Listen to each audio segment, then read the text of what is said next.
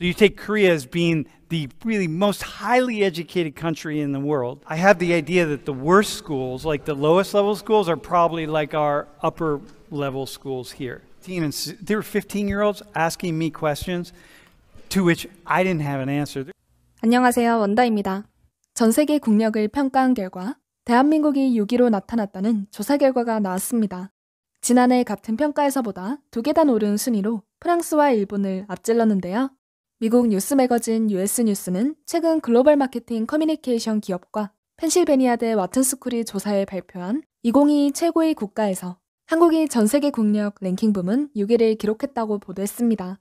이번 조사는 전 세계 1만 7천여 명을 대상으로 전 세계 85개국의 모험성, 민첩성, 문화적 영향, 기업가 정신, 문화적 유산, 이동인구, 기업 개방성, 국력, 삶의 질, 사회적 목적 등 10개 요소의 점수를 계산해 순위를 정했는데요.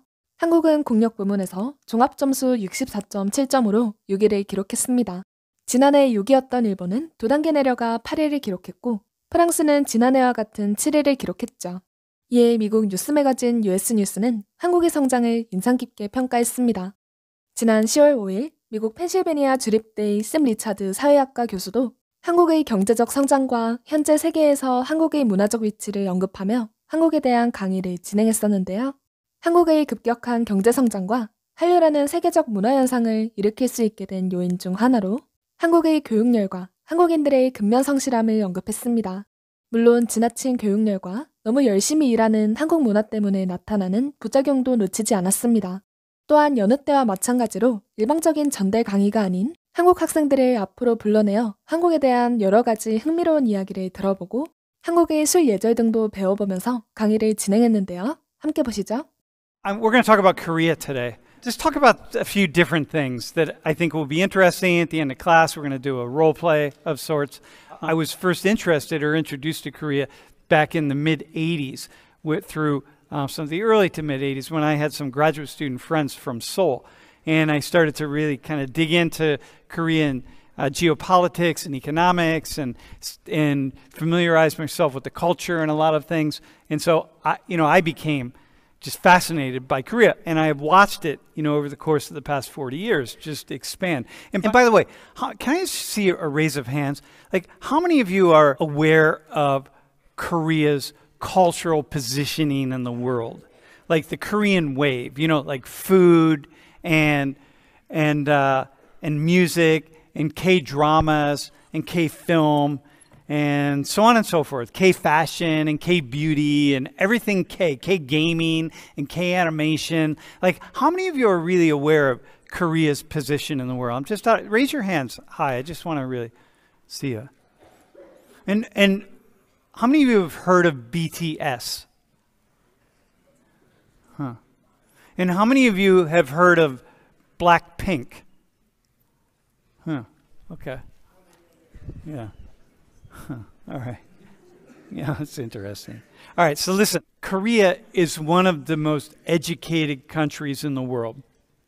And we often talk about populations of people who are 25 to 34. Look at Korea. About 70% of Koreans aged 25 to 34 have 4-year college degrees. No, just hold that. 70%. And the U.S. is 40%. 40%. Versus 70%. And then look at Germany, Saudi Arabia. I put Saudi Arabia because there are so many Saudis in here. And China, Nigeria. Like, look at this. How do you get there? Like, what's going on in Korea with education? And what's it mean? And so this is what I want to talk about this today. So you take Korea as being the really most highly educated country in the world. 83%. Yo, this is 83% of the Korean population. And here's what would happen. I just want to be clear about something. If 70% of American 25 to 34-year-olds had college degrees, trust me, you all would be going to Hagwons also, because you'd be competing. As it is, when you graduate from Penn State, you have the idea, okay, you're going to find a job. But if you were competing with twice as many people with college degrees here or back home, wherever you're from, if you're not from the United States, you'd be tutoring. You'd be like trying to elevate your, get your game together, man. Okay, so wait, so do your parents drop you off there? Like, first off, there's virtually can you say something about crime in Korea? Because people are probably wondering, like, how are you up at that hour in the morning when you're like 14 years old or whatever? But do you want to say something about crime, or should I? How much crime is there? So Korea is identified as really safe country. So like a lot of people go out at 2 a.m. or 3 a.m. and we don't feel like we're not nervous. Like we know it's safe. So like there's not a lot of crime in South Korea. Yeah, virtually. There's no violent crime. Bro, you have a question? You guys play like sports, or like you literally just do? I feel like I would go insane if I was just doing school for like 15 hours a day. Like, would you not? Yeah. Look at them. Do they?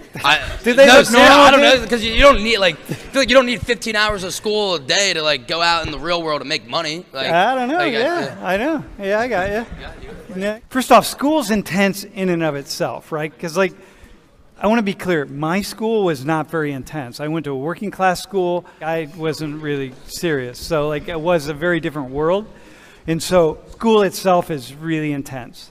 But there are layers of school, right? Like the best schools, the worst schools. Like I have the idea that the worst schools, like the lowest level schools, are probably like our upper level schools here, if I could say. So like talking about Hagwons and like the continued like after school schooling and all that, and hearing it going to 2-3 a.m. Like I know that even in the US, the high schools have like a massive problem with students not getting enough sleep. Yeah. Is it like just across like even the whole population, like the younger population in Korea, and like I guess is it even worse than here?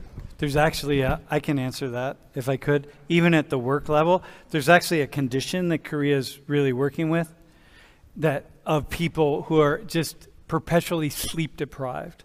And so people get into these cycles of sleep deprivation, and it's really a problem for large segments of the Korean population. And it starts at a very young age, and it goes on. It's people who are, like my age. Because you're not just studying now, you're also working that hard. Bro. So I personally studied in an international baccalaureate program. And for what I know, the highest scores are always from Korea. Is IB a big thing in Korea, or is it just like a small part of the population that do it? Like since IB schools in Korea, they have only like small population of students. It's very competitive to get there. So education and teachers. I want to put this. When I was in Korea, Junho and I went to this Incheon International High School, and I gave a talk there. And you can see me somewhere in the middle. I think I'm in the, oh yeah, you can see me. There I am. Hang on. Right there. The dude. So teachers are really revered in Korea, right? Not like here. Like those of you who are going into education, maybe you want to be teachers. It's like because teachers have such high status and so on. But in Korea, they do, right? Can you? And I wanted to show this photo because it's an indication of. Okay, so in South Korea, if you're really educated, you're classified as like upper level, and students really liked you, and like you realize that a lot of students were really good at English, and then they asked a lot of questions to you. So, dude, these students asked questions of me that I couldn't answer. There were 15-year-olds asking me questions to which I didn't have an answer. There was one question about U.S. foreign policy as it relates to China. These are 15-year-olds, right? 16-year-olds. And I almost had to do a call in to my friend who's the national security advisor to the White House on China. And I'm like, hang on a sec, y'all. I'm going to have to call her to get an answer to this question because I can't answer that question. I mean, this is what I do for a living. And I'm like, y'all are like, you've just like blown me away with this, right? And so that's my experience. But the idea is that teachers are revered, right? Like they're really elevated, have really high status. Korean philosophy, very much in that 500 years of the Joseon dynasty, really adopted Confucianism, right? And kindness toward others, doing what's right, and loyalty towards superiors. And I want to just do something here, if we could. Junho and I, we were sitting at this cafe and we had a beer. He was showing me how to drink together, like how we had to drink. And I said, dude, we have to do that in class. This is soju, by the way. Soju, if you don't know, soju is the most popular spirit in the world by far.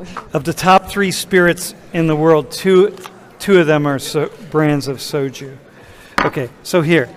So we have soju on the table, right?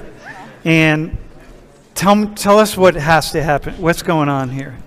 Okay, so I may not be alright, but generally, it has to be adult, like pouring me soju first, because I can't drink it by myself.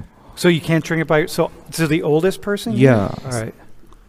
I pour for you. Yeah, but I have to like see if your soju like.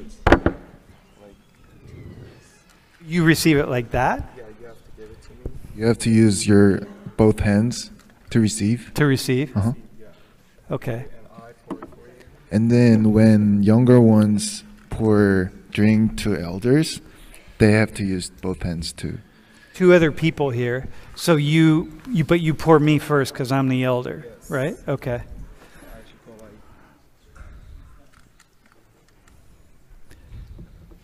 But what about them? Who pours for them? Whoever. It doesn't matter? Yeah, but you can't pour for yourself, really, right? You have to pour for other people? So like, it's okay, like you know, Leah and I are like friends, so it's okay to like give soju like this. But if I'm giving it to like you or like someone older than adult, I have to be like very polite. Okay. And then for him? Yeah, so like it's okay to give it like this. All right. Okay, so now if I'm going to drink, Mm-hmm. we're going to drink. You hold your glass, and since you're an adult, my glass has to be lower than yours. So it's like. And the same with. Okay. And you get to. Can you come up here? Can you hop up here, bro? Okay, I'm gonna let him take your place. Okay. All right. So I drink first. So suppose we did cheers.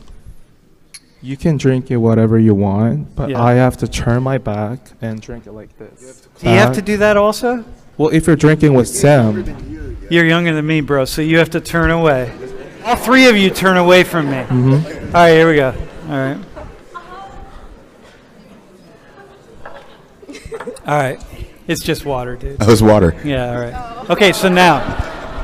All right. So wait, let's say he wants to, can he pour? He could pour next? Yeah, I mean, like, you know, it depends on the circumstance, but if you want to be like respectful and polite, Yeah. like, he can pour it to you, and you can pour it to him. Okay. Do a toast. You guys, and you turn away again? You always turn away? Oh, wrong. That's awesome. Then that's how you feel like you're king. He was the oldest here, then you would turn away from him. Dude, I want you to feel that. It's just up above. Don't forget that. Oh, that feels good. All right, there we go. Dude, how's that feel, man? It's awesome, isn't it? Dude, yeah, that's cool, man. It's so. I think the thing that struck me, Junho, when you and I were sitting at that cafe, we're just every time we drank, it was a whole beer. Like every time he drank from his beer, he like turned away from me, and I started feeling kind of self-conscious of this, you know, because like I don't do that, but then at some time I started to feel that, like, yeah, I can kind of dig this, you know what I mean? All right, man. Hey, Bro, really, what'd you get out of today, man? What'd you get? My kids need to stay in school a little longer because they on America's neck with the academics. So that's what I got from this. Yeah, man. Yeah, if you like take the Korean thing on, you gotta like. Yeah, they might have to go to some Hagwons or something after school. And before school. And before. Dude, and on the weekends, right? 8 to 10 don't sound too bad. That's a break. Dude, see, you don't need babysitters, man. At all. I got the teachers. Yeah. All right, man. Hey, thanks, y'all. Hey.